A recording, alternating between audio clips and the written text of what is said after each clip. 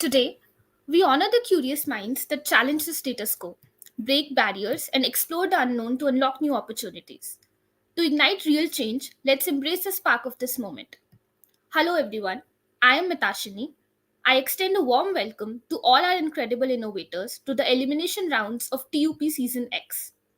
Get ready to unleash your spark factor in this intense battle of brilliance because securing a win here is the ticket to the semi finals of one of the most prestigious B school competitions in the country, the Ultimate Pitch Season X. So let's get started.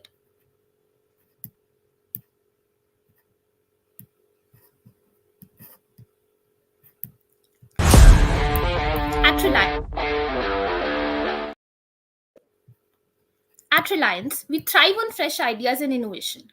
It's deeply embedded in our core, shaping every aspect of our business and social initiatives. The ultimate pitch was conceived with this spirit, serving as a platform for curious pioneering minds eager to showcase their next big spark. Now, in our 10th season, TUP has evolved into an unparalleled journey. Continuing the decade long legacy, we flagged off the competition physically in the top 20 B schools across the country. At each of these institutes, we were met with enthralling audiences. The insightful sessions led by our visionary leaders truly sparked curiosity and creativity. But that was just the beginning. We have expanded our reach, connecting with thousands of students through digital platforms and virtual events, sparking this competition into a pan India celebration of bold ideas and innovation. Now, it's with great excitement that I invite you to experience the magic of our campus launches and the highlights of our pan India virtual launch with this video.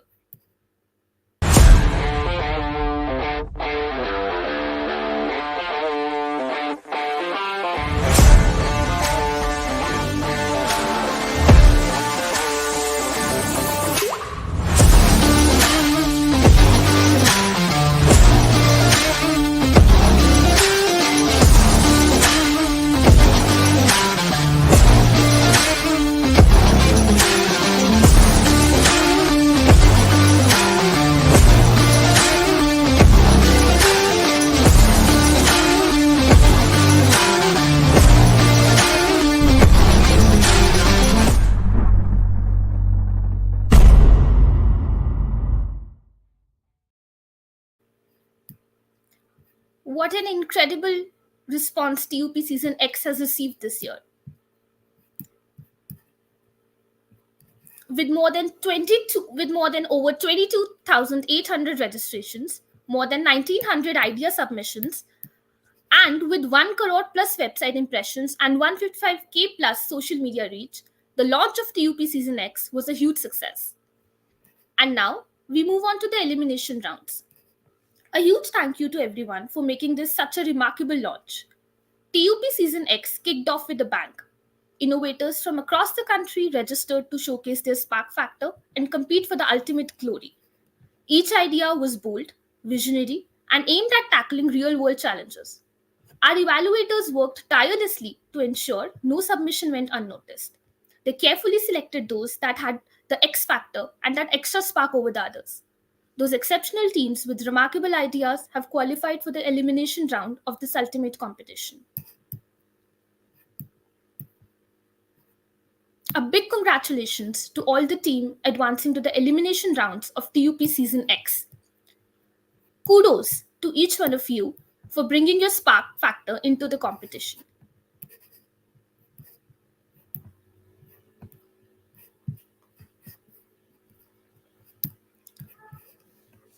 Now, let's do a quick rundown of what's expected to happen.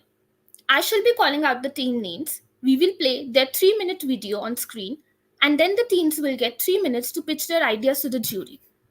This will be followed by a 4-minute Q&A. We request the teams to please keep an eye on the timer. Also, post each team's presentation, we will have the jury take a minute to score the teams individually before we move to the next team. You will be judged on 5 parameters. Your idea should be futuristic, solve a real world problem, challenge conventional wisdom, practical and scalable, and have a strong business case. For the ultimate champions of this season, the national winners will take home a grand cash prize. And that's not all. We are thrilled to announce more rewards. Elimination round winners and runners up will receive INR 50,000 and INR 25,000 respectively, along with exclusive TUP merchandise. National finalists will be mentored by CXOs of startups at Reliance, helping you ignite your spark factor even further. Additionally, all national finalists and select semi finalists will stand a chance to win pre placement interview opportunities. Now, what's new this season X? National finalists and select semi finalists will have the ultimate opportunity to engage in self reflection and enhance their skills with Level Up. So get ready, bring your A game, and give it everything that you have got. But hold on, what's a competition without a stellar jury? We are thrilled to have some of the brightest minds from Reliance with us today. They will be closely assessing your presentations, evaluating your ideas, and will provide their inputs at the end of your presentation. Now, I am so thrilled to introduce our esteemed jury for this elimination round. First, I would like to welcome Mr. Manish Mittal, Senior VP E-Commerce. Hi everyone.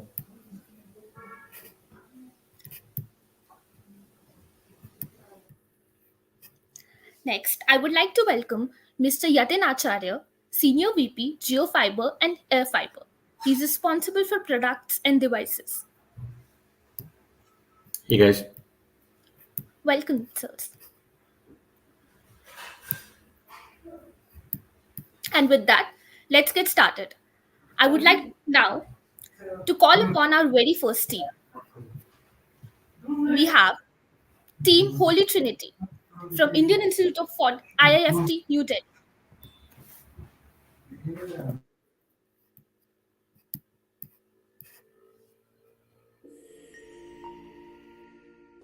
Hi, we are the team Holy Trinity, and we are pitching a sustainable fast fashion retail cycle that aims to reduce the textile waste through recycling, repairs, and take back schemes with a strong focus on environmental sustainability.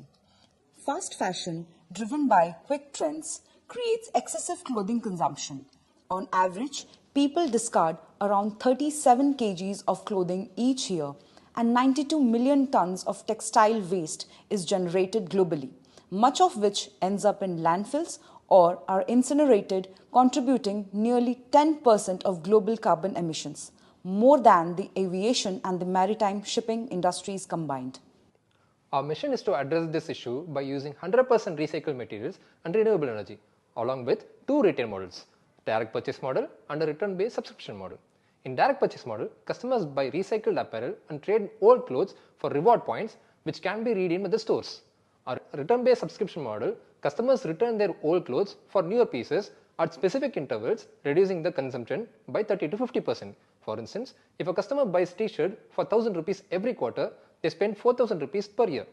With our subscription model, they pay 2500 to 3000 rupees upfront per year, allowing them to get a new t-shirt every quarter and return the old one for recycling. It's a win-win situation for both customer and the environment. To enhance our model, we will integrate RLN technology from Reliance Industries, which transforms recycled PET bottles into eco-friendly fabrics that offer both comfort and durability. Additionally, we incorporate other initiatives to ensure minimal waste. Apparel that cannot be reused or recycled will be downcycled into products like carpets and upholstery. We also provide repair stations to extend the life of garments. If a product is returned beyond repair, a nominal fee will be charged to cover processing costs. Initially, we will operate online with offline stores following based on revenue. Customers receive either points or recycled items based on their returns, encouraging participation in circular economy. Our model taps into a total addressable market of 10,000 crores with serviceable addressable market at 4,000 crores. Assuming 5% of the sustainable fashion segment in serviceable obtainable market, we are aiming for 200 crores. In the upcoming year, with an average item price of 1,200, we project 6 crores from 50,000 direct purchases and 3 crores from 10,000 subscription members, totaling 9 crores in revenue. By combining the sustainable fast fashion cycle practices with our Reliant technology, we reduce the textile waste, extend the garment life cycles, and provide sustainable and fashionable clothing. This solution meets the evolving consumer expectations for eco-friendly fashion while contributing to a greener and a more sustainable future. Thank you.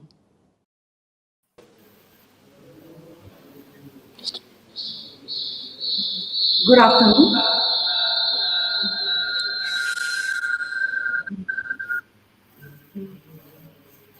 Good afternoon. We are the team Holy Trinity from IFT Delhi, and we are here to take you on a quick journey from a global crisis to an exciting opportunity that could transform the future of fashion. Fast fashion is creating a hidden crisis: 92 million tons of waste every year, contributing to 10% of global carbon emissions, 20% of the world's wastewater. Next.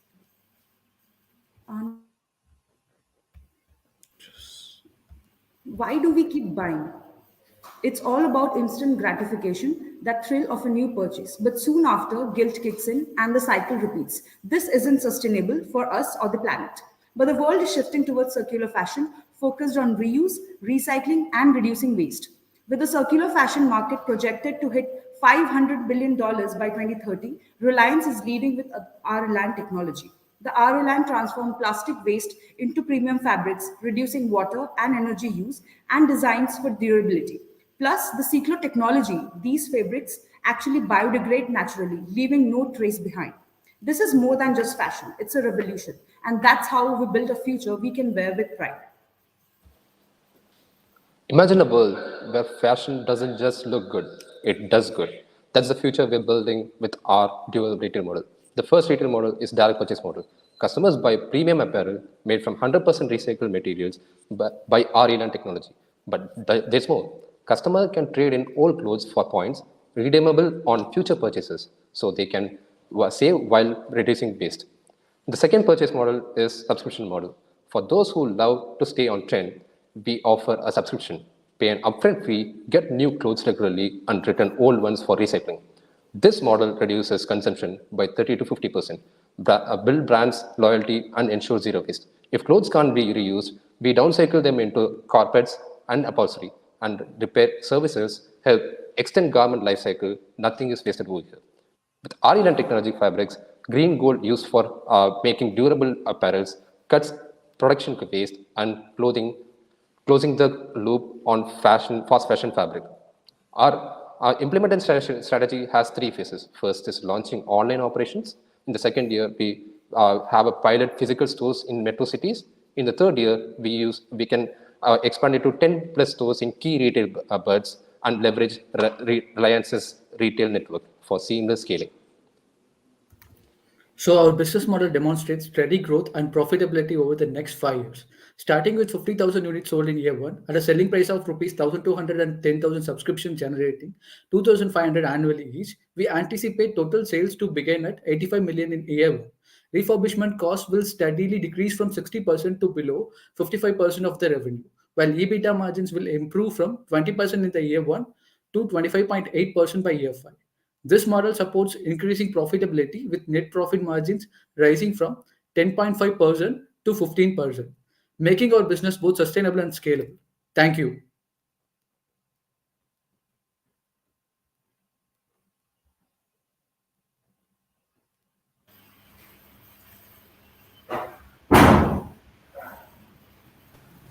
Manish, you want to go ahead? Sure. Thank you, team. Good presentation. Uh, Help me understand where you bring in the fashion quotient on this project. A lot of what you've spoken about to do with the materials itself. How do you bring in fashion? Yeah. Let's say normally in the fast fashion retail, a cloth is actually bought and then it is used less than 10 times actually when they are in the life cycle. So we actually use like various fashion technologies, which we can also integrate into Reliance trends, and then RNN technology, so that it will be integrated and then which can be sold, so that the customers can actually get in trend and they can buy new clothes whenever they want it, without even compromising on the sustainability part. So this is what we thought in our mindset.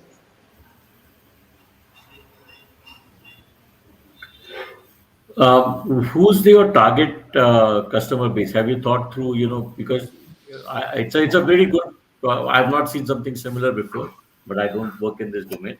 So it's a very innovative way of uh, running a business. I think there would be a lot of potential in this. So I think my feedback on this is very good. In terms of Yes, sir. so basically what you're saying is you will take the clothes which are used, you don't use that, or recycle them and then put them into the back into the market in some way, right? So in this case, are you actually redoing the complete clothes? So let's say I bought a shirt, I used it 5 times. Would I be able to put it back in this, and then would that shirt get recycled and then sent sold off as refurbished shirt or whatever in the market? How do you anticipate the complete life cycle of a product that a customer buys to the way it flows through your entire system? Yeah, uh, whatever we do is 100% recycled material. That's why we integrate this Aryan technology and this cyclo technology, which actually takes the polyester materials and the plastic waste, and then we make the fabric out of it. So once we actually manufacture it, uh, and then we are selling it to the customers directly. They have the option to return it back and in the subscription model, and even the direct model also they can trade in the clothes, the old model. So what we when we get back the clothes, we'll assess the clothes condition, the apparel condition, and then if there is any kind of damage or something like that, we'll just have a small fee to be paid. Else, if it is in the perfect condition, we'll just take it back. We'll reduce the fabric into small stitches and the textile fabrics, and then we'll use these fabrics to make a new cloth with new design. This is what we are thinking about. So if I were to return one item, right? So the cost of the original item, let's say, is 100 rupees, right? When I return it back to you, there is a certain cost associated with that item. There is a value associated with that item when you get it back, and then you go through the entire life cycle of refurbishing it and basically, and then putting it back out, right?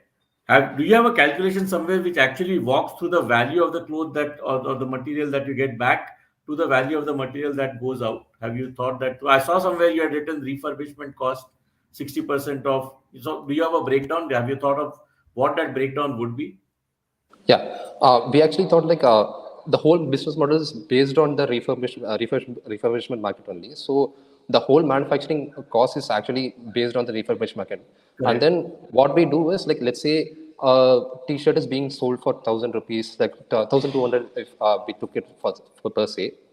The manufacturing cost will be around 200 to 300 rupees because of we are integrating like high quality materials which needs to be reused.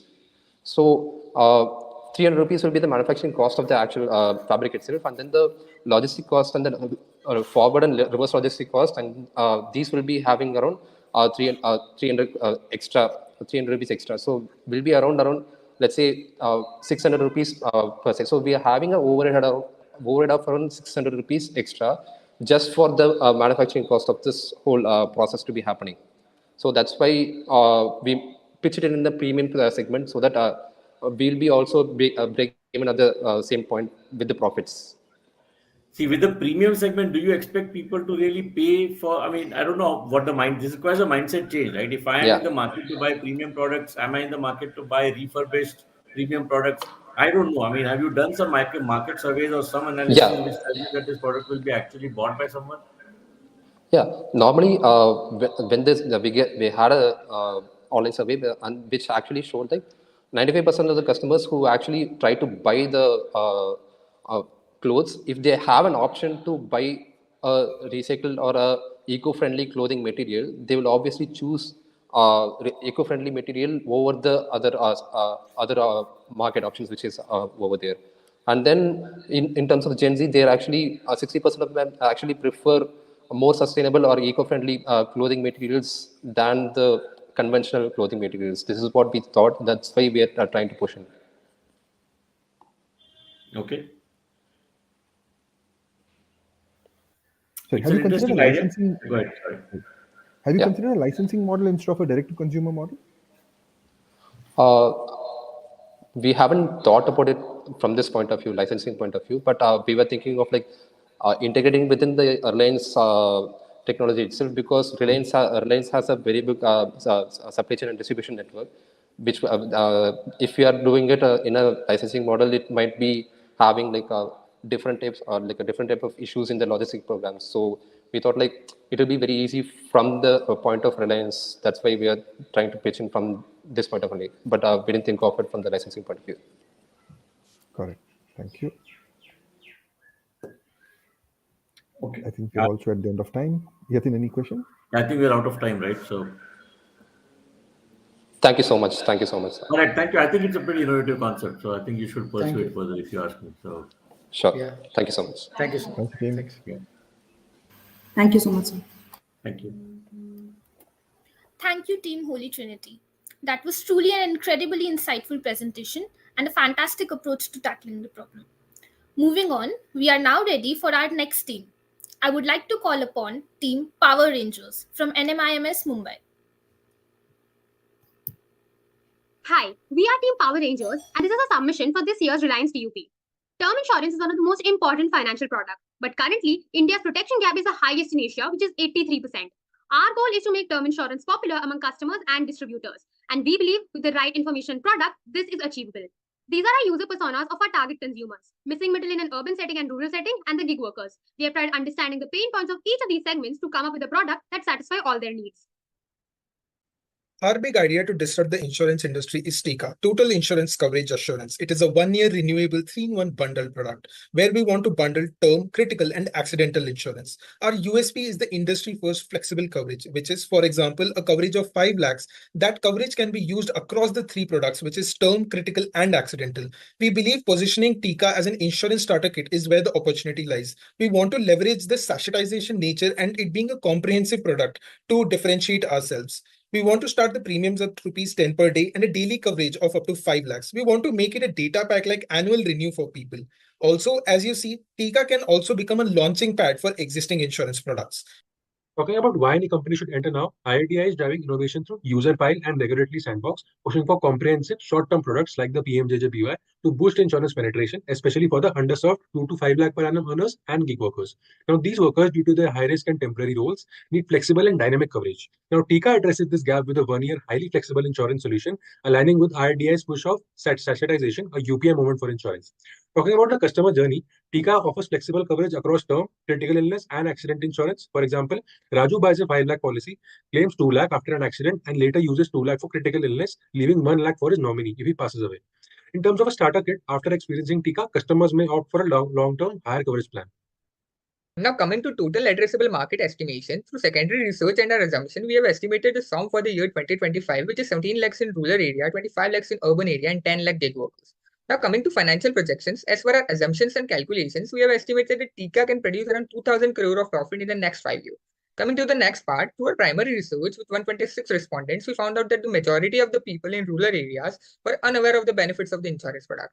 To solve this issue, we are proposing to recruit ASHA workers, the honorary health worker, as our agent for rural areas. The reason for it is, first, wider reach. There is one ASHA worker for every 1,000 people. Second, trust. They are respected and trusted by local people as they are involved in activities like maternal care and immunization, etc. For the urban distribution, we think partnering with e-commerce and quick commerce to onboard the gig workers and capturing the missing middle population via PSUs, bank assurance, along with D2C digital channels should be the way forward.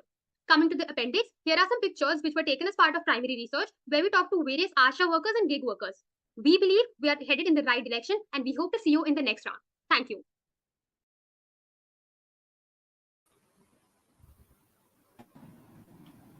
Hello, as you saw, we are proposing an interesting insurance product with the aim to tackle the low insurance penetration rate in India. During the course of this presentation, we will walk you through the idea of 1-year 3-in-1 bundled insurance product, how it is a good product for the missing middle population of India, which form a substantial 30% of our total population, and how we plan to increase the penetration of insurance in rural areas using the ASHA workers as our last mile agents. Also, looking at the recent developments in the insurance industry, we believe it is the right time to enter with this product as discussions are held by government to make insurance more affordable product by removing GST from it or at least decreasing the GST rate applicable on it. Also, ADI has formed a task force named Bima Vistar with the motive of increasing insurance penetration in India. Now, Sahil will take it on from here. Yeah, so observing the customer journey for term insurance through our primary research for both urban and rural areas, we came up with important insights, some of which include that a huge chunk, respectively, of the uninsured were either not aware of the benefits or had cost concerns with buying term insurance. In rural areas, 72% of the people who bought term insurance did it through insurance agents. Further, in urban areas, customers were not made aware of the different payout options by the insurance agents. And again, a majority of people in both areas felt that at home checkups are something that is convenient and should be encouraged. What we have attempted here is to build a product that can be a solution to the pain points at the same time be profitable. From the government's recent policies, we have identified a move towards comprehensive insurance products that can cover the uninsured. Through our secondary research, we have found out that the government scheme covers the bottom 50% of the population. Around 20% of the population are targeted by the existing private insurance companies or are covered by the employer provided insurance. Thus, we have decided to target the salaried and regular income earning people of the remaining 30% of the population called the missing middle class. We have also identified gig workers who have a special use case for our product. As per Niti Aayog's report, around 47% of them have no insurance, and through our primary research, we identified that they are very much interested in insurance products. Our interviews with policy agents revealed that bank statements are critical to start an insurance, and hence we have incorporated the same. There will be an additional coverage if and when a consumer provides a medical checkup to reduce frauds. Next slide. So here is a brief implementation plan in terms of a pre-launch, launch phase, and post-launch. The critical phases is in terms of the regulatory discussion, as well as the Asha launch, which is critical to crack the rural distribution. And also we want to have a couple of months dedicated to monitoring and optimizing these channels and increase our sales and expansion efforts. We have also noted down key metrics as per each stage. While our name Power Rangers is all about nostalgia, we believe we can contribute some part of it to the future. And we have a compiled slide here of the slides presented as part of the video and these 4 slides. So we look forward to your Q&A and any feedback. Thank you.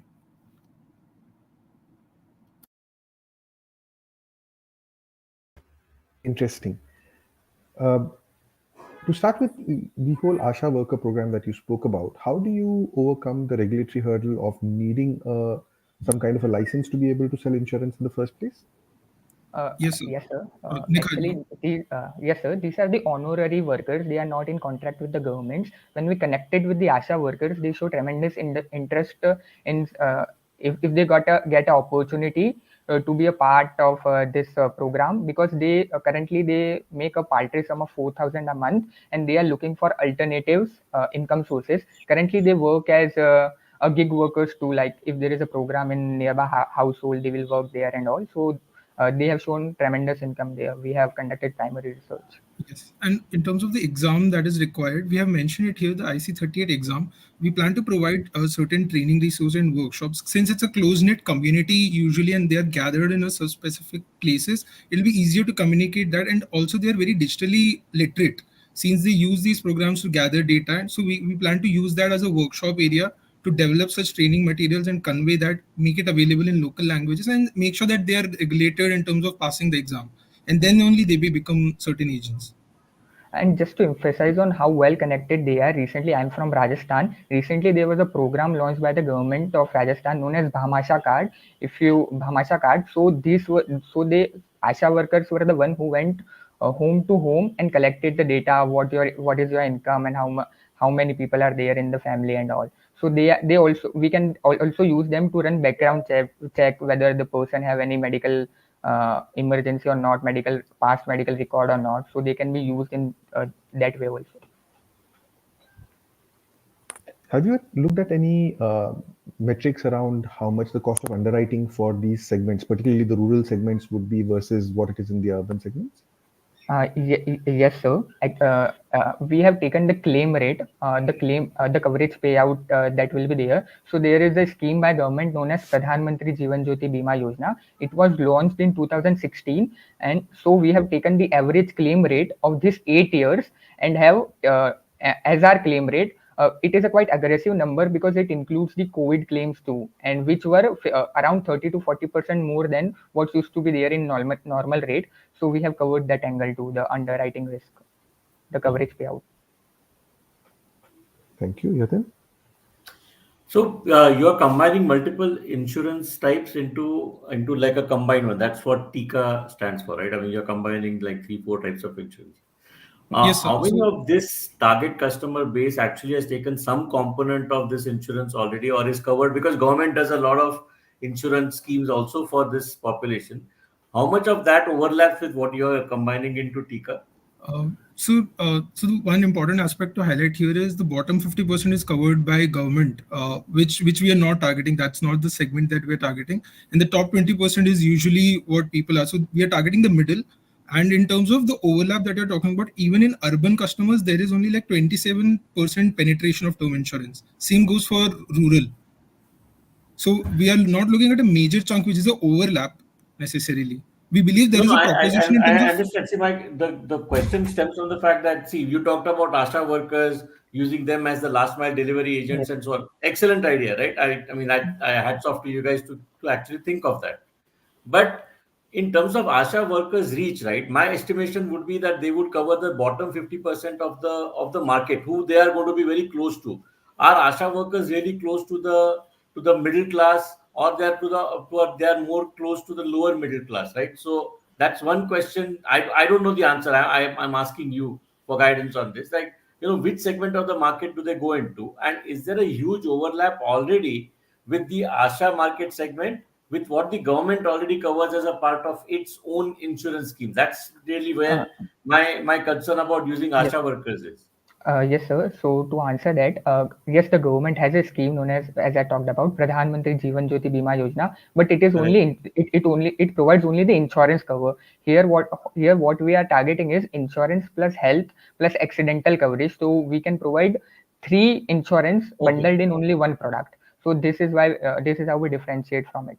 Yeah, excellent idea. I mean, the other question that comes up logically in my mind is, what prevents somebody like Paisa Bazaar to go in and create, or some such consolidator to create a similar product that combines multiple insurances into one packet and offer it into this segment, especially in the middle to lower class, right? Because online Yes. is now everywhere. You're talking about everything going through ASHA, which is good for the lowest tier market, but your competition will come from these consolidators already. I mean, who are providing insurance from various people, right?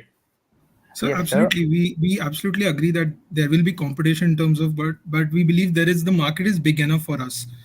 Like, because we are able to differentiate ourselves. Also, the important highlight is that we are providing a flexibility, which is, for example, the 5 lakh is the coverage that 5 lakh can be used across the three products, which is the term, which is the Which accidental is and good. health. I like that part. But for that, Hmm. you really see at the end of the day, who's delivering the insurance? You are the Hmm. middleman, right? Yes. You're Correct. going to have to either go to LIC or HDFC Life or whoever, right, to provide Hmm. the Hmm. individual components of that package, right? Are they going to come from the same vendor? Are they going to come from different vendors? Because it's very unlikely that a 5 lakh bucket you can take one from HDFC, one from Axis. How are you going to manage Absolutely. all of that?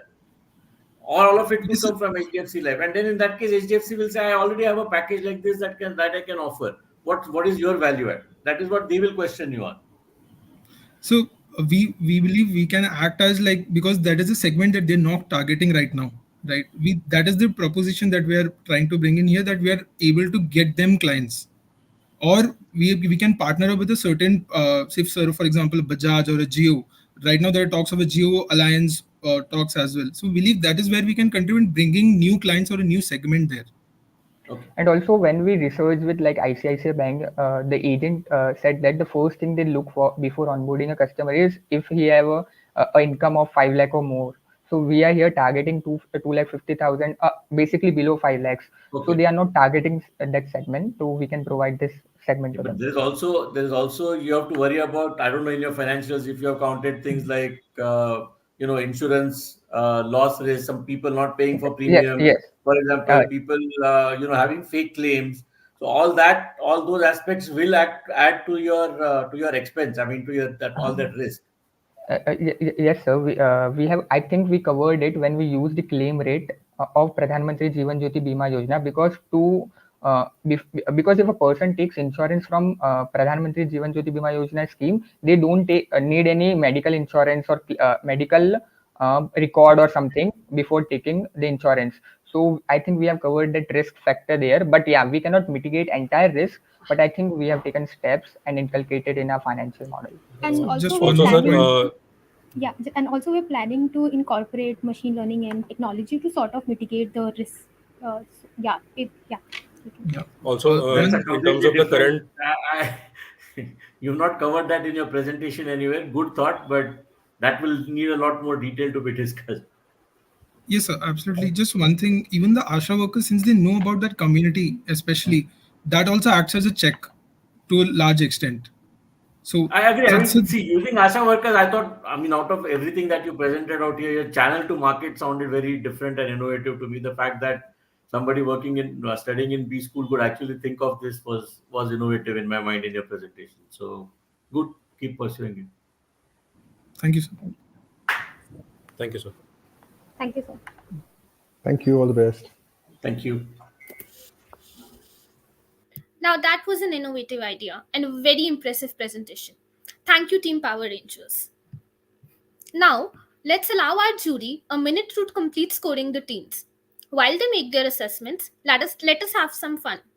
We will have an interesting trivia questions about Reliance. All you need to do is try to guess the answers in the comment section. The first person to answer correctly gets our amazing T.U.P merchandise. Are you ready? Here we go.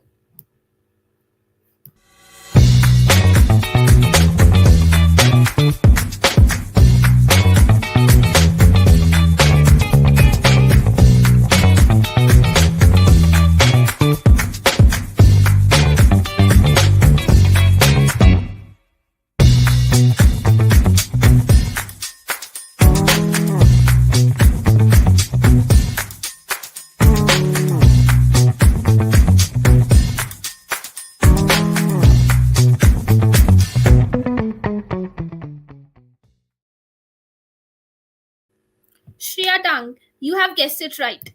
Congratulations. Please reach out to us on our social media handles or on support@unstop.com. Congratulations again. Now, let's move on to our next team.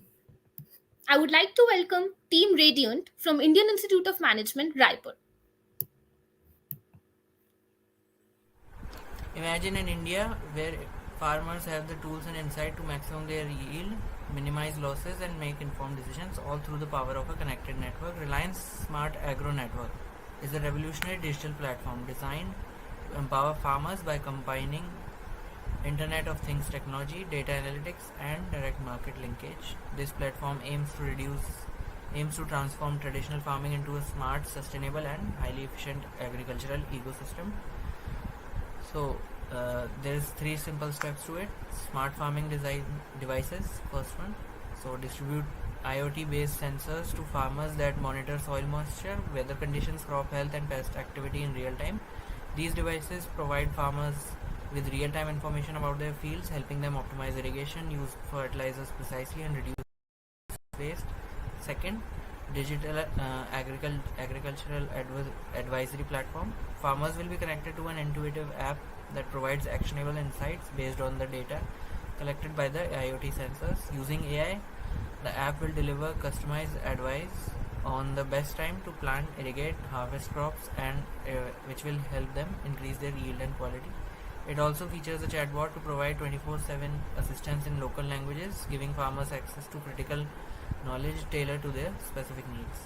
Third one is market linkage and transparent pricing. With Reliance's vast retail network, farmers can directly link to markets for selling their produce, bypassing middlemen.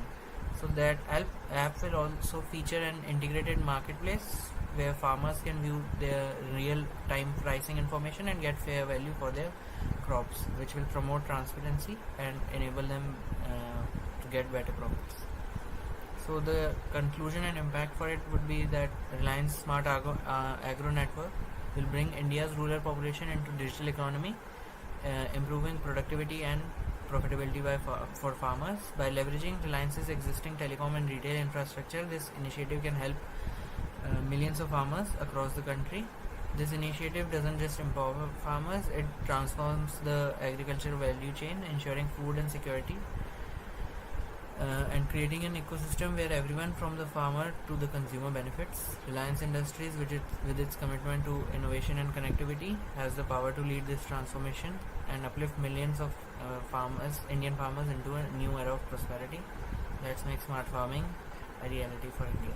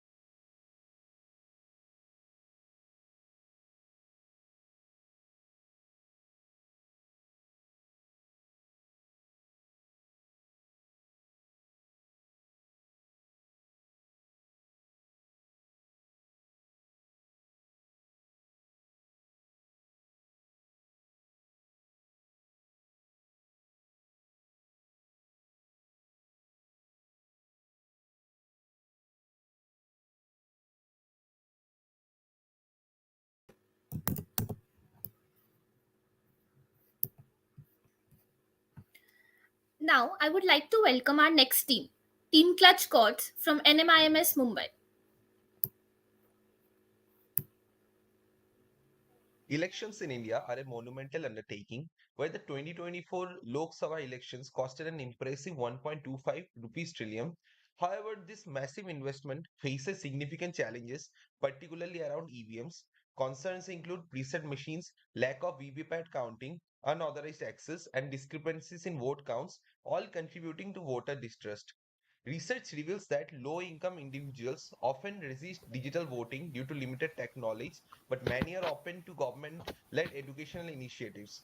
Yet, skepticism persists regarding government monitoring and the risk of losing benefits for opting out of digital voting. India's electoral landscape faces significant challenges that undermine public trust. Voter impersonation, particularly in rural areas with poor ID photo quality, leads to fraudulent voting, eroding faith in the system.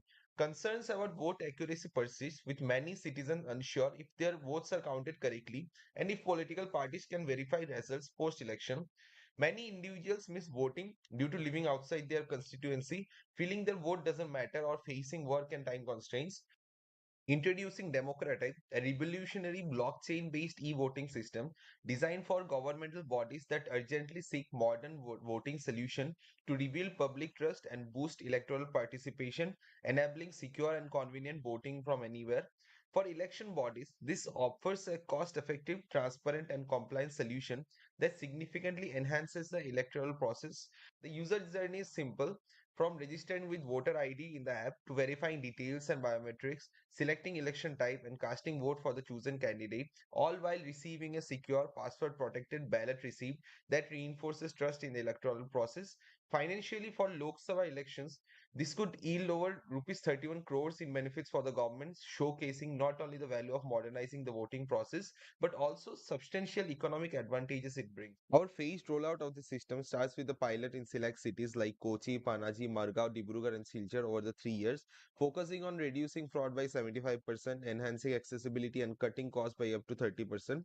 Although challenges like the digital divide and the user friendliness remain, we'll work with the municipal corporations in high literacy and smartphone friendly cities. This government backed product, available exclusively to municipal bodies, includes a mobile app for citizens and a desktop app for officials with traditional voting as a fallback. Aligned with the theme देश के कोने से vote नया भारत बढ़ता Bharat, our promotional strategy focuses on trust building and awareness.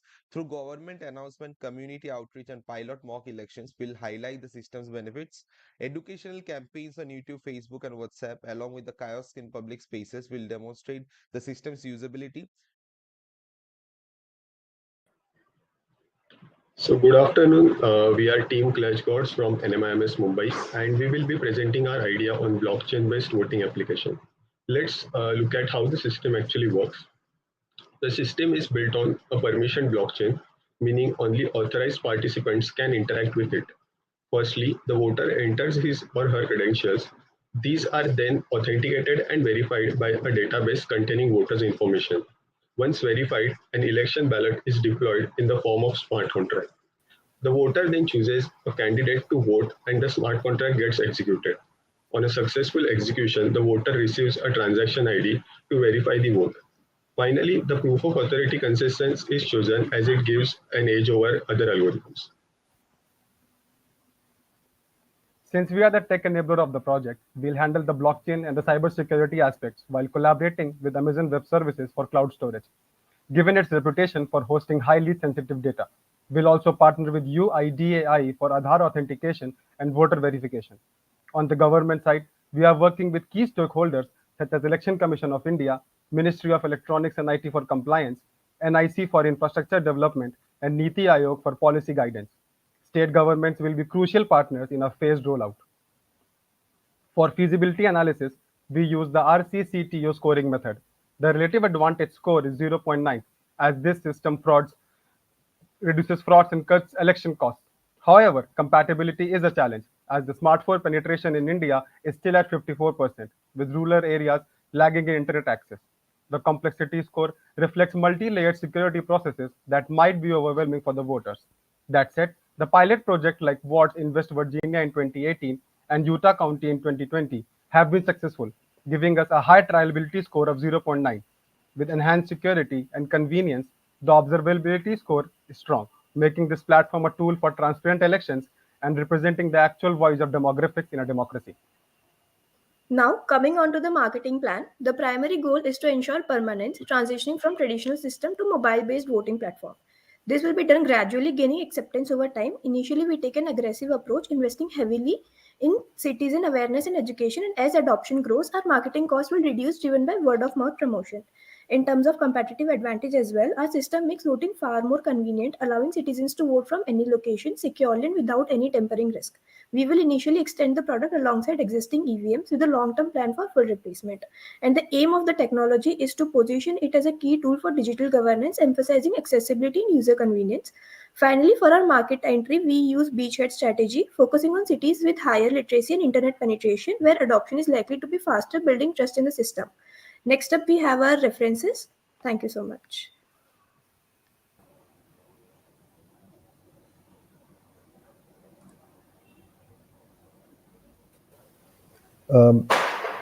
So effectively, what you're looking at is a single client model here, right? The Indian government becomes your client, and your entire revenue source comes from the government. Yes. Right, sir. And So our primary target would be the state and the central governments, but we believe that this is highly like they are the conservative side of our business, and if they don't back us, our secondary target consumer would be the other election in colleges and other corporates.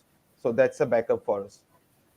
The shareholding meetings that are being held on the right to vote applications, we could also put our blockchain model in that and could also bring transparency in that thing too. So that's a second phase where we could go other than from government. And what is your business model? What is your business model based on? I mean, when you spoke about 31 crores or whatever that number was, uh, how do you drive your revenue streams in this? Yes, sir. So we actually took 3 years of a phased rollout, and we took 5 states, as we mentioned in the video. We took Kochi, Panaji, Maragaon, Dirbog, and Silchar, and we calculated the cost that was used for, that could be used for calculating the overall expense driven by ECI to conducting that particular elections. So the overall cost came out to be 45 crore, and then we put our system, and then we calculated our cost based on two different things.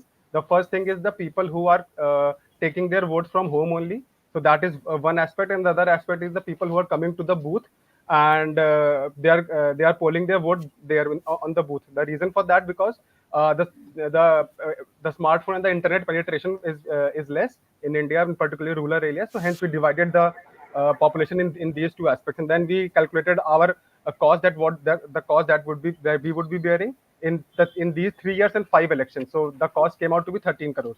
So that's the difference. It was 31 crores. If you want, we And have also you? have the particular line items of No, what the thank you. cost is. I wanted the logic which you shared with me. Thank you so much. Where have you factored in the cost of the initial effort to actually get this government, the state governments as your client? Because that itself will be a substantial cost for a project like this.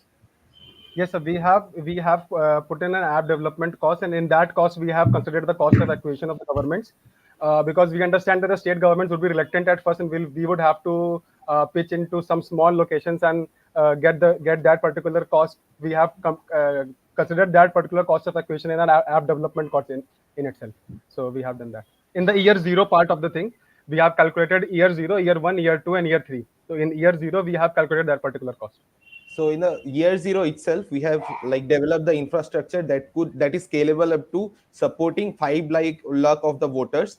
And there itself, we have like, since these cities that we have targeted have high smartphone penetration and a high digital literacy rate, we are expecting the push and on the cost that is incorporated for the push would be less, and the government would also be like supportive to us. And this is in line with the Digital India mission, where the target is to like make every school from the rural areas Wi-Fi backed, and every citizen should have a phone. That's a fundamental right they are entitled to. So this is in line with the government's targets. From a technology standpoint, how do you plan to make this? I understand you're using blockchain, but from a customer standpoint, right, end customer standpoint, who at best has an Aadhaar card, right, and nothing else. How do you intend to make this journey of the customer from onboarding to the time he votes, uh, a tamper proof, and b easy to use for the average consumer? If I may take this answer, Gary. Yeah, Videsh, please. So, firstly, we are saying that we will be conducting educational awareness regarding how to basically go through this process of online voting.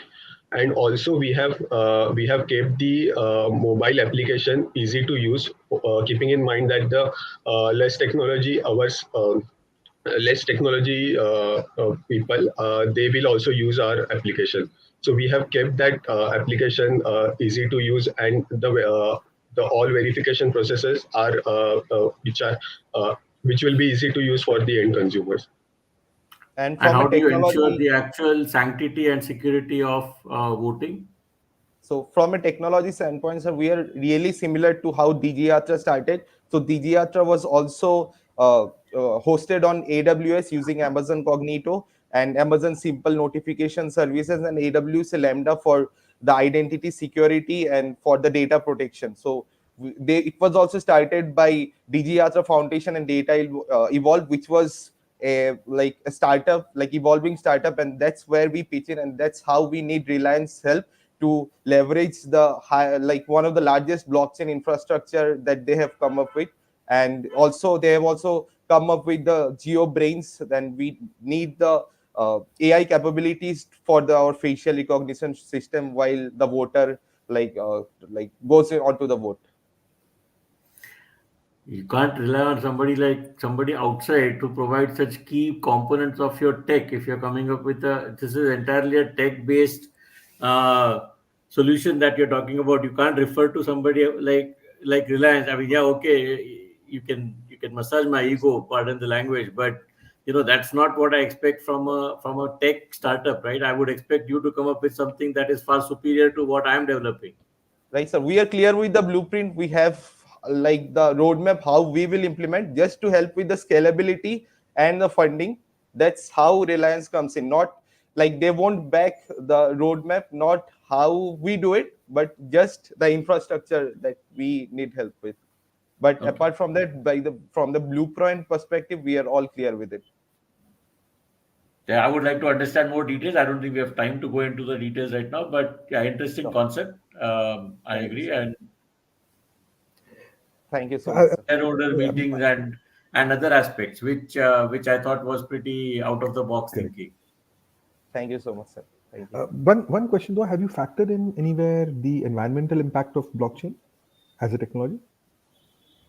So yeah, we do have a factor in that aspect as well because we have using proof of authority as a consensus algorithm, which gives an edge over other consensus algorithm like proof of work or proof of stake, which uses high computational power and which in turn gives rise to emissions and all those things.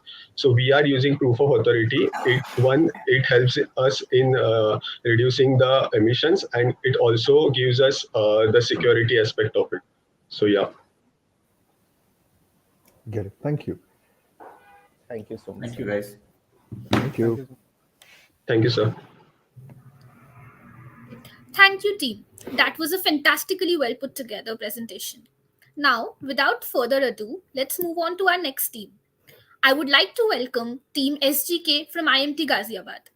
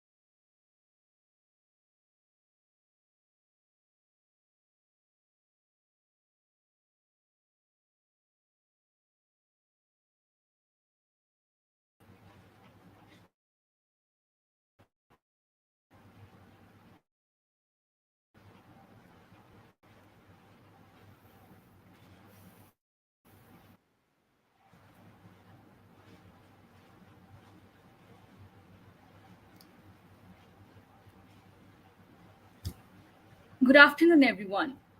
Team SGK, aka Sustainability Goalkeepers, is here to introduce an alternative to plastic packaging by providing edible food packets made primarily from seaweeds. Edible food packets are better than plastic packaging or biodegradable products because they leave zero waste, cause no litters, and are also free from the hassles of biodegradable waste disposal. Some foreign companies like Notla and Lolliware have successfully manufactured edible food packets with the help of sodium alginate prepared from seaweeds. So we aim to manufacture the same in our country and scale it up worldwide. To launch this pilot project, we have selected two products. Number one is Campa Cola under the beverages category, and number two is Snack Tag Ketchup under table condiments category. Although there are chances of initial stigma associated with edible food packet, the huge market demand for sustainable products provides optimism that people will enjoy, appreciate, and embrace edible food packets largely. Over to you, Anushka. So now coming to the segmentation, targeting and positioning. We will begin with segmentation targeting urban millennials under 25 to 40 age group and Gen Z with 18 to 25 age group. Our focus will be on the upper middle class consumers who prioritize health and sustainability, particularly those who frequently enjoy Campa Cola and ketchups. For targeting, our primary market includes eco conscious millennials and Gen Zs willing to invest in sustainable packaging. Our secondary market features health conscious focus upper class families seeking convenient snack options. In terms of positioning, our unique selling proposition highlights guilt free snacking with zero wastage. We position our edible sachets as fun, eco friendly alternatives encapsulated in our tagline. Let's eat the packet too. This approach encourages consumers to responsibly enjoy their favorite snack while making environmentally conscious choices. Over to you, Yukta.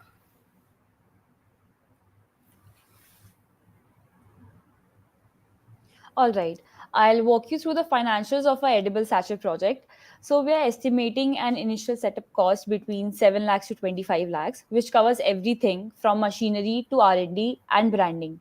Now, this range might seem like a huge gap, but this range exists because our costs vary based on factors like equipment quality and the extent of product testing we opt for, like at an early stage. And our monthly operating costs also range from 2 lakhs to 6 lakhs depending on the production scale and labor needs. As for revenue, we are aiming to sell between 5,000 to 20,000 sachets per month initially, with an average selling price of 10 rupees per sachet. This would give us a potential monthly sales between 50,000 to 2 lakhs, and projected annually this would be 6 lakhs to 24 lakhs. Now, to break even, we need to reach a monthly sales volume of around 30,000 sachets, which will allow us to cover all the fixed and variable costs. While the net benefit is currently negative in the early phase, scaling up production and expanding our brand presence will move us closer to profitability. And we are confident that with these adjustments, we can start generating steady returns.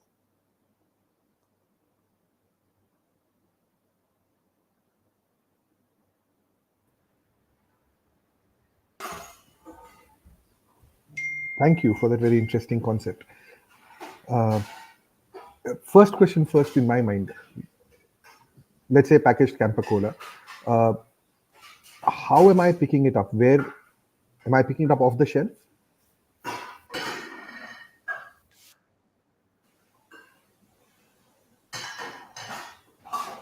थोड़ा आवाज कम So, please. since it's a sachet, so there will be a strip of it, and we will provide a biodegradable packet for keeping all the sachets.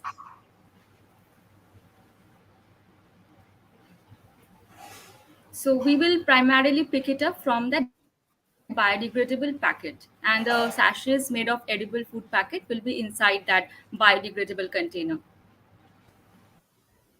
Okay. And this biodegradable package in which the sachets are placed are also part of the packaging that you factored into your cost and into your pricing as well.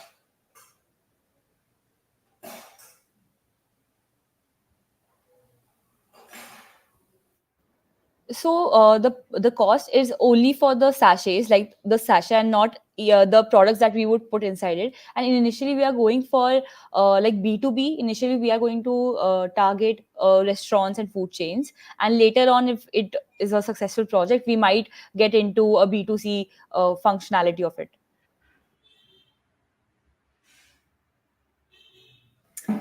Where do you see the, if you're making something edible, even if it's a packet, right? Do you need regulatory approvals through FSSAI, etc., etc.? I mean, have you thought that through?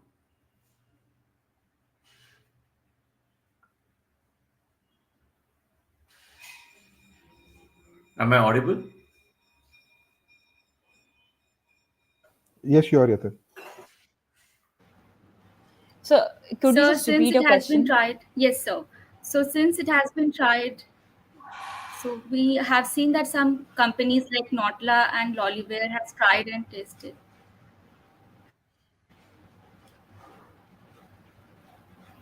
No, so somebody has already tried and tested, as in they're already in this market of edible So I would packaging. like Is to that answer what this you're saying? question. Some companies like Notla and Lolliware in foreign countries have already tried and tested Okay.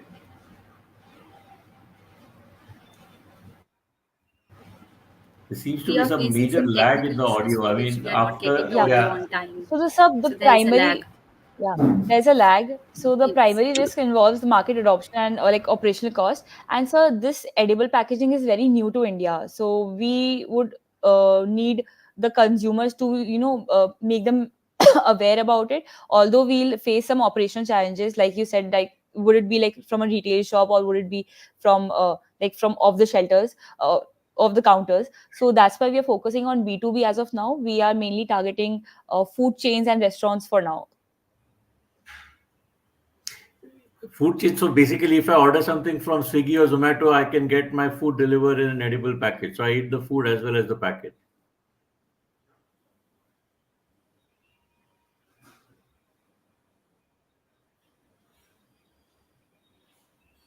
I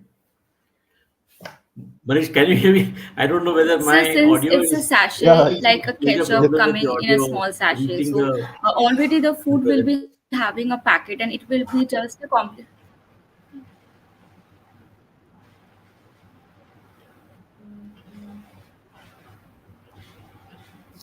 Yeah.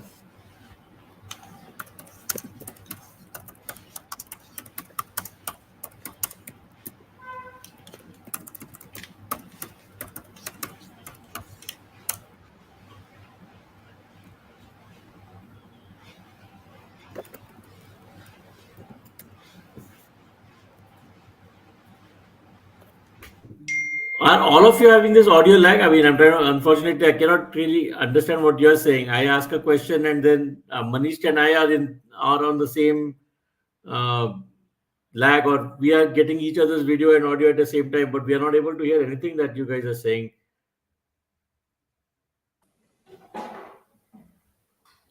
Yes, sir, there is a lag for all of us. okay, but right Okay, now it was a coming little back. better. So, yeah, go for it, Yeah, Yathar. so I mean, I understand the case now. Um, if I'm going to, I, first of all, there's so many variables in this, right? How do you know that somebody who's going to be offered an edible package is going to actually like it, right? If I don't like the taste of an edible package, will I really go and spend money, or would I even bother to even look at an edible package for my food? Food is a very taste driven thing. I agree there's an ecology aspect of food as well, but it's also a very personal and a taste driven thing. I might like something sweet, Manish might like something spicy. So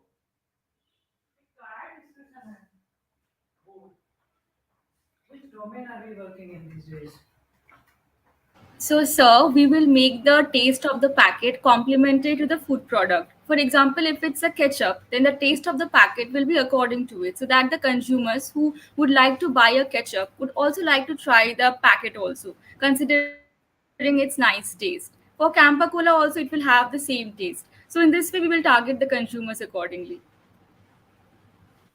I think you are getting into a very tall order space if Yeah. you're trying to match somebody's taste with your package types, with the investments that you're looking at from a packaging standpoint. I think it's very far fetched. In fact, I thought Notla's whole pitch was that they are absolutely neutral on taste. Exactly the opposite of what you're saying.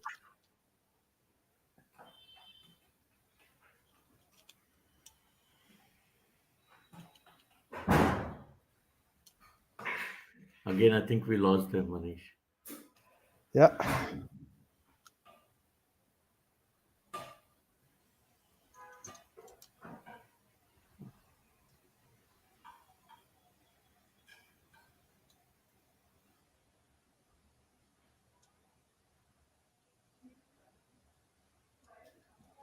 But Varun, we don't have they're not able to even get the questions that we are posing. So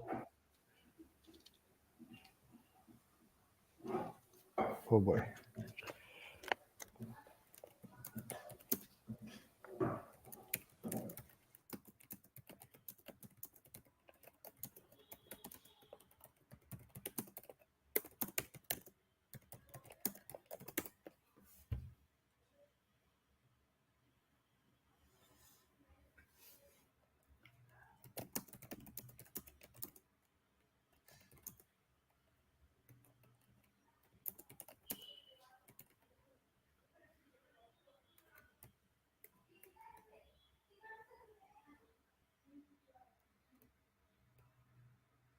Yeah. So instead of like equipments are there, we have mainly looked at the ingredients, and we are going to source all the ingredients. It's mainly all natural. It's going to be like the starch, even potato starch is used.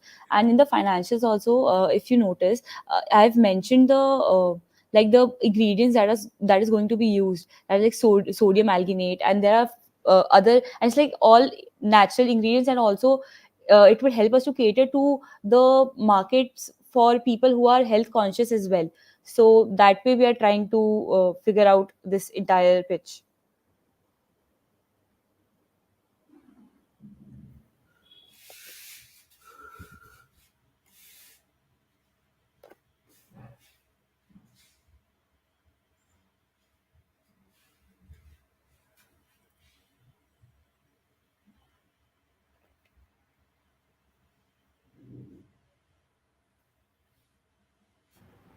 So, sir, for considering and actually deciding the intellectual property, we have to do a lot of research and development, because the products which we will use, like condiments or beverage, they require that kind of chemical requirements for the edible packet as well. So depending on that, and after finding our product whether it's novel or not, or whether it actually matches with the product made by Notla, we can decide on the IP rights.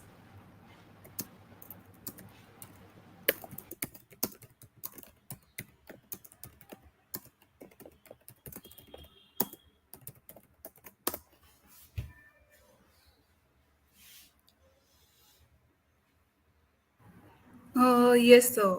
For packaging a liquid, we require a thin layer of packaging, but for a solid, it should be thick compared to a liquid. For Campa Cola, we'll be requiring a thin layer of packaging, and for ketchups, we'll be requiring a thick layer of packaging for the same uh, product.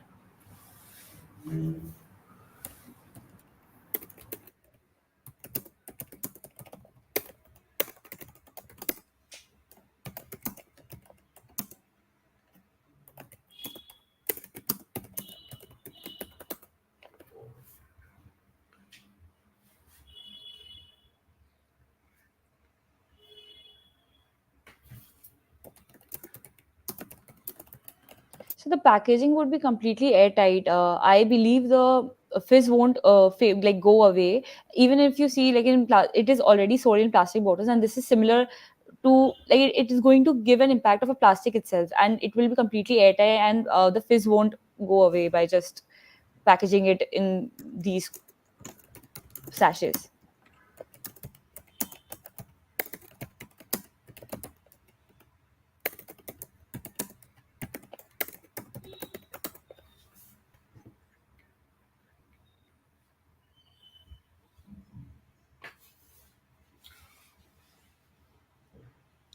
Yes, sir. So that is the main point where we want to attract the attention of the audience. By positioning Campa Cola as a sustainable product, we can do the product differentiation and position it, or rather reposition it in the market with this hint of sustainability.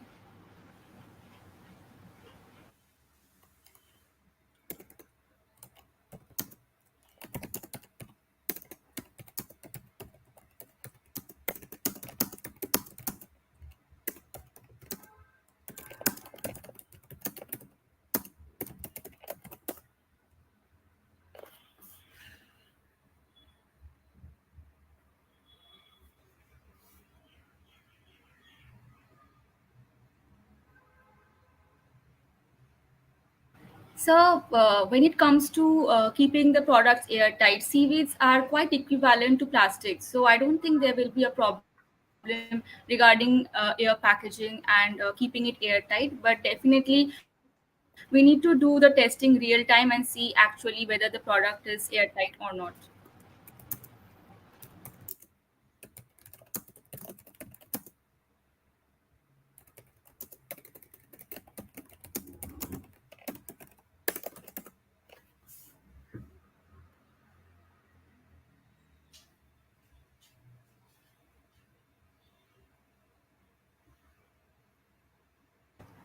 Yes, so seaweeds are actually tasteless, but we can add taste in it, like Devadrita had already mentioned. But in Indians can accept this taste as well, as per our understanding.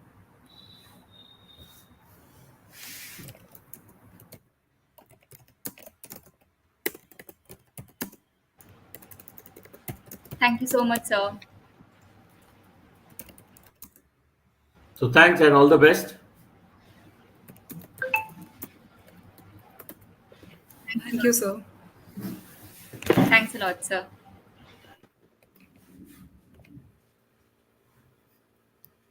Thank you, team.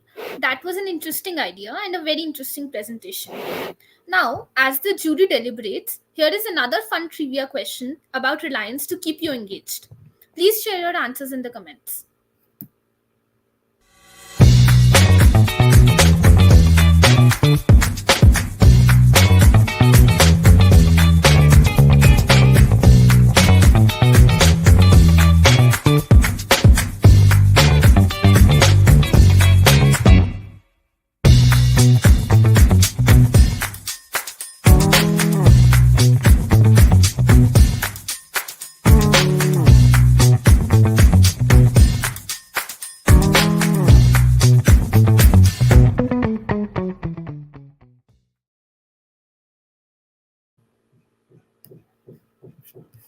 So, we seem to have gotten a lot of answers. Now, we would like to move on to our next team. I would like to give a warm welcome to Team Invincibles from SIBM Pune. Countless lives are put at risk by dangerous practice of drinking and driving. But what if there is a solution that could seamlessly help people enjoy their night out without compromising the safety? So here we introduce Safe Drive, on-demand driver service that ensures you get home safely no matter what the circumstances are. So Safe Drive is a mobile app that connects individual who've had few drinks and connects with professional drivers in the real time. Whether you are at restaurant, a party, or simply need assistance, Safe Drive ensures a licensed driver that will arrive at your location within minutes to drive you home in your vehicle safely. Now let's talk about the customer personas. Our typical customers are professionals, party goers, or event attendees who value convenience and safety. Their main pain points includes the fear of getting into legal trouble, concerns about harming other on the road, and hassle of leaving their vehicle behind overnight. It also includes people and family who are more comfortable with their own personal cars, as they either love vibe of their car, their music system, and comfort of their car. It also includes people that are image conscious about going to high-end party in their luxury cars. Using Safe Drive is simple. Open the app, input your current location and destination. Select request driver and we will send a professional driver to your location. The driver arrives, takes control of your car, and drives you home safely. This hassle-free process ensures you and your car arrive home together. Our service is available 24/7 with seamless payment options and real-time tracking. Talking about the benefits. So here are some benefits. For customers, it avoids DUI charges, accidents, and also the stress of retrieving their vehicle the next day. Further, customers can enjoy the vibe, music, comfort of their own car, and also they can go to a high-end party in their own luxury car. And also, it will help the customers who are brand conscious of getting down into a high-end party in their luxury cars. For drivers, a network of gig workers and professionals is created. They have flexibility to earn in a growing and socially impactful industry. Also, they don't have to purchase expensive cars like they have to do in Ola, Uber, and other ride-hailing services. And for society, benefit includes reduced DUI incidents. Further, will also reduce the road accidents and make roads safer for all. For partners such as restaurants and event ventures, can also offer this premium services and enhancing their customer loyalty. Our business model is based on a commission based structure. where customers pay per ride and drivers earn per kilometer driven. Safe Drive earns a small percentage of each transaction. Additionally, subscription model for frequent users and partnership with nightlife venues create multiple sources of revenue. The tagline of Safe Drive: because no ride home should cost you your future. Join us in making our roads safer, one ride at a time. It will be an additional revenue for the driver, as mostly people go out for party during the night, and formally employed drivers who are free during the night hours can benefit from this.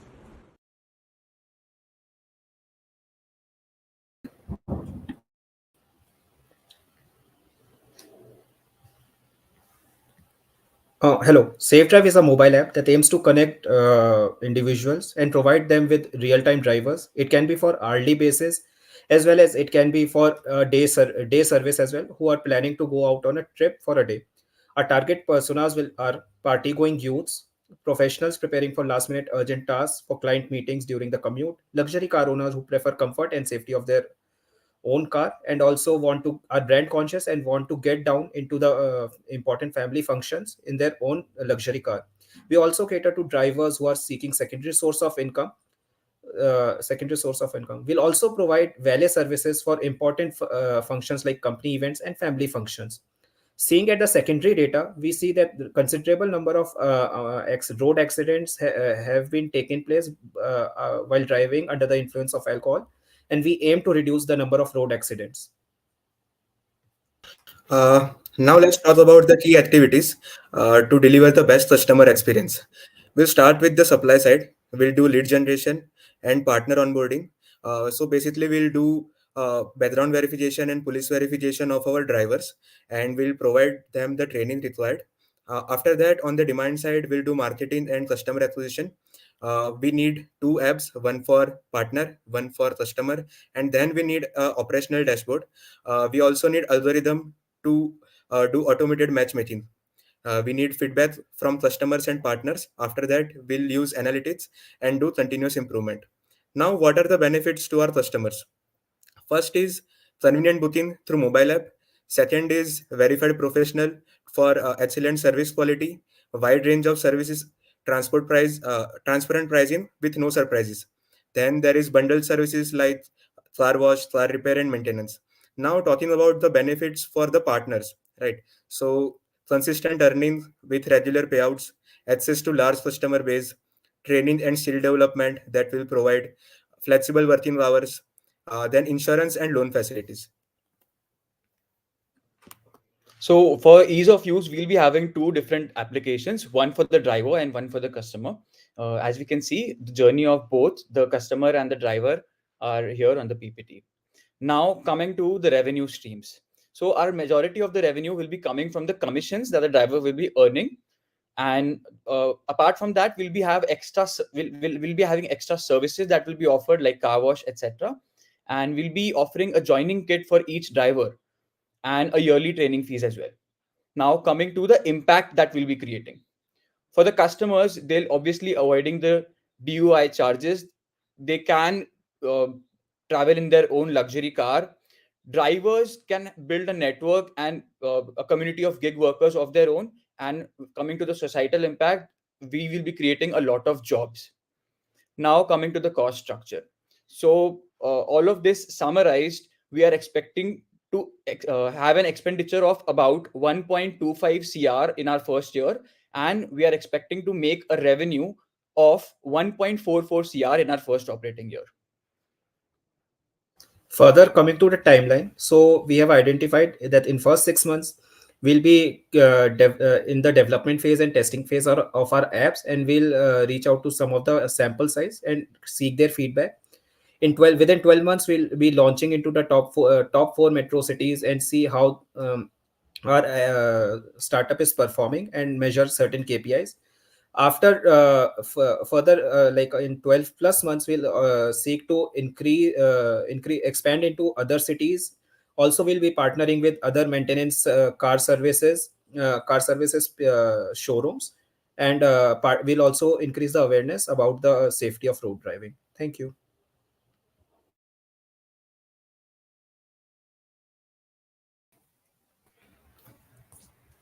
Thank you. I think a service that possibly will have a lot of takers in the country. Uh, can you help me understand? I'm sure this model has worked in different markets, right? And I'm sure that somewhere you would have gotten an inspiration from where it's worked.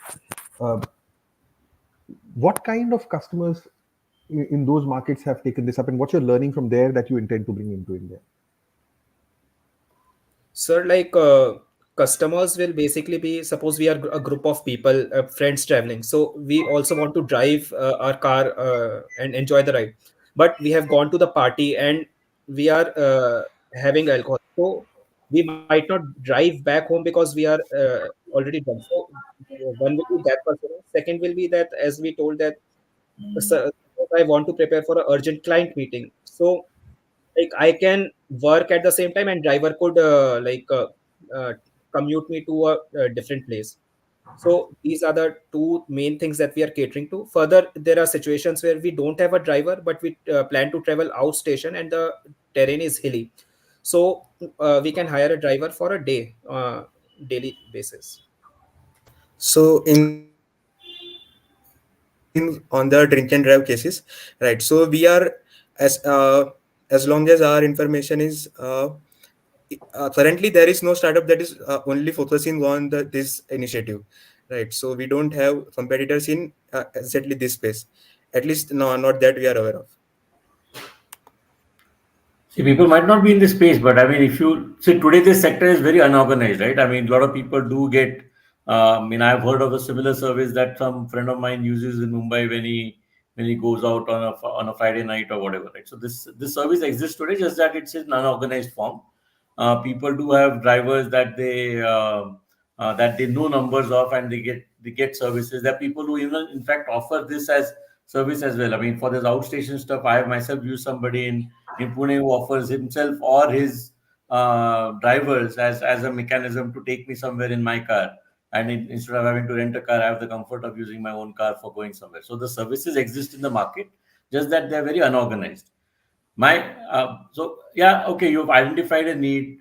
Fair enough. I mean, there could be somebody who could potentially download this app, but time is very short in this. I mean, by the time you build your own brand, come out with the market with something like this, what prevents somebody like I mean, I did a search while I was talking to you. Urban company today does not offer a driver on rent, right? But there is no preventing from urban company to just have start onboarding drivers and offering that as a service to people, and they have a much larger reach.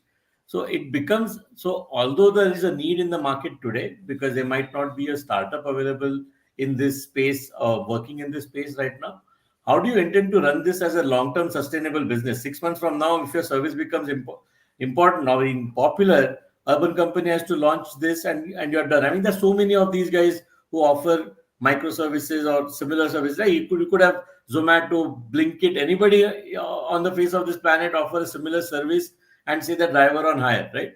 And just make it as a separate category on their app, right? They already have the infrastructure, the tech is already built up. In fact, in my opinion, there are way too many people building the same tech in this domain, right? So, what is the differentiation? Where would you really stand out, and how do you expect to run this as a sustainable market business?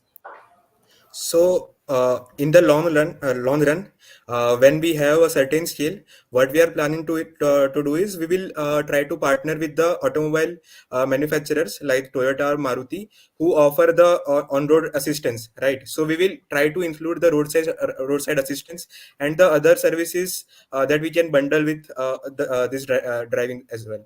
So, Further, sir, I sir, would. like uh, so sir, further, like we'll keep our drivers well trained such that they will firstly do police verification and see that if drivers are well trained. Secondly, they'll be having a proper dress code like white dress, a hat and a glove, so that our app looks little genuine and as well as like they are well trained. So this is one of the. But I mean, I mean, what you just said, right? I will train the people. I'll get urban company does exactly the same stuff. If you're a plumber who wants to get on board, they ask you for certain qualifications. They have a qualification criteria, etc., for certain work that they do. If you're an electrician, they ask you for some semblance of a document check for what you're doing. So there is a very similar business model that a large competitor who's already prevalent in the market for a long time is running. So I'm still struggling to find Your idea is good. I'm not denying that, right? Nobody is doing that today. Idea is very good. But how do I make it into a long-term sustainable business or an exit where somebody else with a very low barrier for technical entry in this type of stuff is going to enter into it overnight? So I would like to take this up. So initially we are planning to target 4 tier 1 cities, and we are planning 100 drivers per city. So that will be around a network of 400 drivers in that city. So even urban company has a pretty large sales team to get people on board who work for them. So to get 100 drivers on board, they might have to interview 100 to 1200 and maybe even more drivers than that. So we will be in 6 months time, we will be at a scale of already having onboarded 400 drivers, and they'll be playing catch up while we will be planning to scale it even further. Are you So are that you would aware be. that if I am an Ola Uber driver today, I'm an Ola driver today, I also carry an app which runs an Uber mechanism. The same driver that you will painfully go through the process of onboarding will get poached by urban company on day one. Now, the only way you'll be able to compete in this segment is by offering more commission to the driver via your app versus the amount of money that urban company charges. That's the only way you can really stay differentiated in the market and attract the talent and keep it exclusively with you, right? Otherwise, you'll constantly be struggling. And somebody with deep pockets, right? If I was urban company and I really saw this as a big threat to my business, all I need to do is increase the commission to my drivers, even put some money behind them, right, and run you dry. Yes, sir, we agree with this point. But sir, I think like urban company or some other apps are mainly focusing on particular segment, like household segment or a particular area. So there might be reason that why they are not catering into this service. Further, we'll focus Ola on will our do it. No, marketing. I mean, see, if this picks up, Ola will do it. See, they have the tech. See, the tech that you're talking about is very standard. Everybody has that. Ola will start doing this. Rapido will start doing this tomorrow. And these are all companies with deep pockets already, right? They've raised millions of dollars. Yes, sir. So we'll try to create a customer pool from the market. We'll try to establish ourselves as a sole leader for this category, and that's how I think we'll be able to sustain our business. Okay. Manish, you have questions? No, thank you. You covered all my questions. I had much the same in my mind. So thank you. So guys, good concept. Build some fortresses around your business model. I think that Yeah. is what Yatin and I are trying to tell you. But it's definitely a good thought. It's definitely a blank space in the market right now. See how you can create a fortress around it so that you can protect the idea and Correct. keep your competitors away. But innovative idea, guys. I mean, I should compliment you on an innovative idea. There is nobody doing this today. So it's an innovative idea. Good. Thank you, sir. Thank you, All sir. the best. Thanks a lot, All the sir. best. Yeah.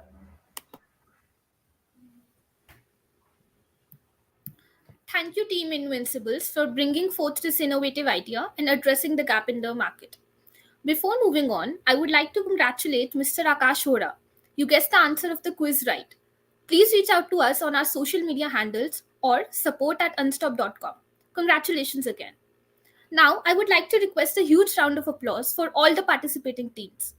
The diversity of innovative ideas presented in this round is truly impressive.